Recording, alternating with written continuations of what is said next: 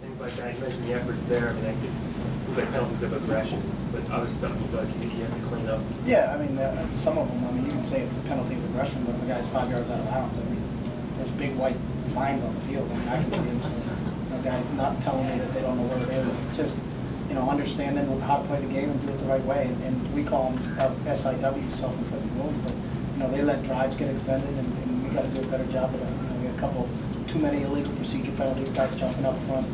Just the little things. We need to clean those things up. You can't. You're not going to survive with 12 penalties against anybody that's coming up on our schedules.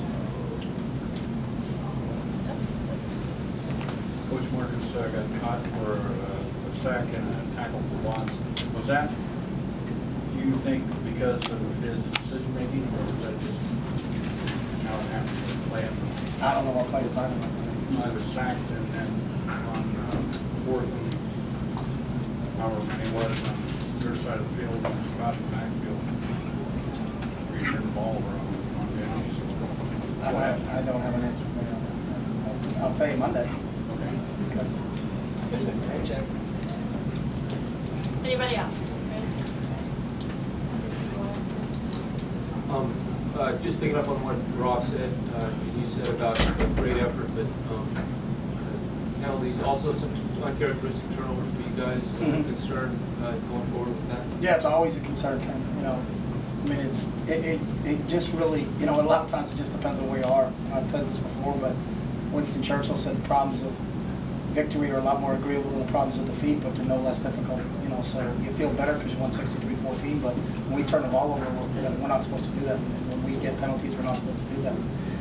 Unfortunately, it didn't come back to where it's like we hadn't hurt us today, but there's certainly things we've got to clear out. There were some, just some of those turnovers you just kind of shake your head, but we need to coach that better as coaches and make sure we don't put ourselves in those situations. I thought our defense really responded well when we did turn the ball over, but we can't rely on that every time. We got to capitalize, especially when they create some situations for us. Warren. Chip, pretty uncharacteristic, all those penalties for your squad. Overall, though, how would you characterize the effort from beginning to end? I thought our effort was, I really liked it. You could feel the energy on the sideline, and that part, I was happy with it. Kind of follow up on that, do you feel like your guys made a better overall effort to pull, closer to a 60-minute game this time around? Compared to where we were before, yeah, I think so. But we gotta, again, you're never as good as you think you are when you watch tape, and you're never as bad as you think you are. So it's about really getting into a rhythm and doing the same things we always do. We all make mistakes. We all gotta watch the film tomorrow as a staff, and then maybe start with our players on Monday and make corrections as we move forward. And the big thing is not trying to make the same mistakes twice. Let's correct that. But you got to play the game to get in those situations and to see how things express themselves. And then when you got it on film, then you can kind of coach it up and say, hey, this is what we did wrong on this play, and this is how we correct it, and then see how we work that out in terms of our game plan as we get ready for our next opponent, and then really kind of go from there. But there's a lot to teach off from this game. But again, it's always a lot easier to teach when you win than it is when you lose. Coach, Byron Marshall came in and had a pretty strong game on the ground. What does it mean to have a guy like him third on your depth chart? It helps. Byron's a true freshman. He's a kid, is a prime example that played a lot better, I thought, tonight than he did in the opening game. In the opening game, he's a little hesitant, and then today, and he's really shown that in practice since September 1st, and really trying to hit the hole and get north and south. And you're going to need him. We're going to need him to play this season. You need to have some depth at the running back spot, especially in this league. So really, I was encouraged, and he's a guy that I saw it after the first game. He made some mistakes. It was the first time I ever played a college football game, against Arkansas State. But then you watched him get better during the week in practice, and really how Byron practices, how he played today, and I think that's going to pay dividends for us. Colt's been your starter. I think there were 3 tight ends who played on offense before Colt.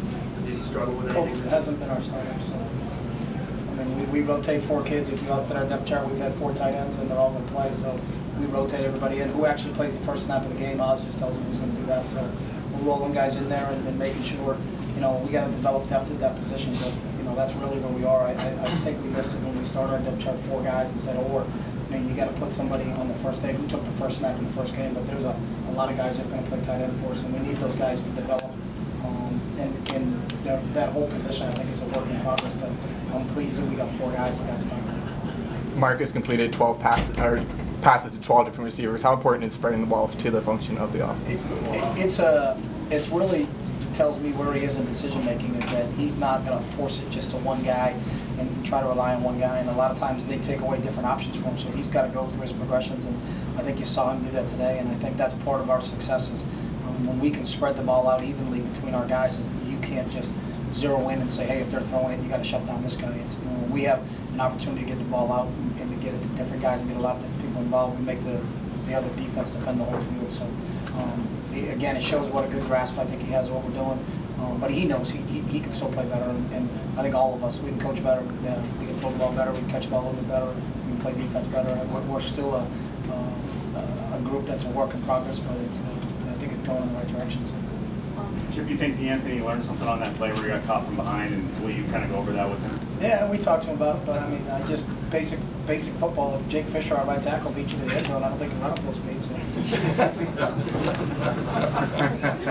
And then with kind of following up on that, what does it say about Fisher that he was able to catch up to that play and to be right there on the ball and keep him pace with somebody as fast as D'Anthony?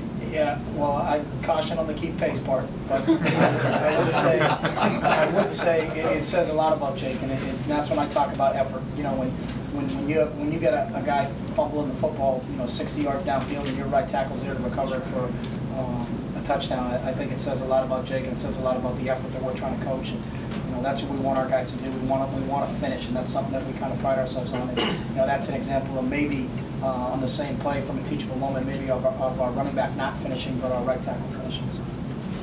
Coach, Dion Jordan really had a great game today.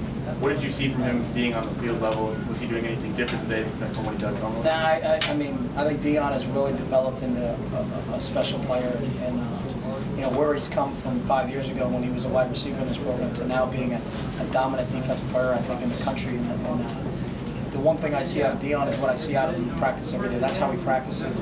That's kind of what you get on Saturdays is what we get Monday through Friday, and that's the best form of leadership we have. And Dion's one of our real top leaders right now because of how he approaches practice every day, and how he approaches the game every day.